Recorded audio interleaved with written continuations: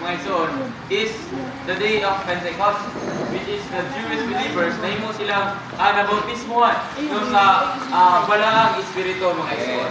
And then the second is sa mga hintil, no, sa balay ni Cornelius, mga igsoon. So kaning duha ka case, wala ni mga igsoon case nagigamit mga igsoon sa ulo, mga igsoon nga tuwa sa langit, aron mga igsoon mabautismuhan ang lawas, mga igsoon. Yan yun sa balaang espiritu.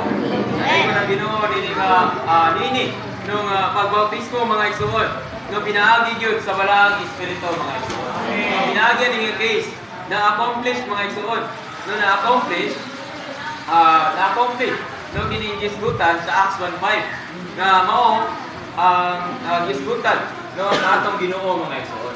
Ang Ginoo mismo nag-ingon niini nga for John baptized with water, but you shall be baptized in the Holy Spirit not many days from now. So mahimong mabautismuhan by the Holy Spirit, mga igsoon. So atong basahon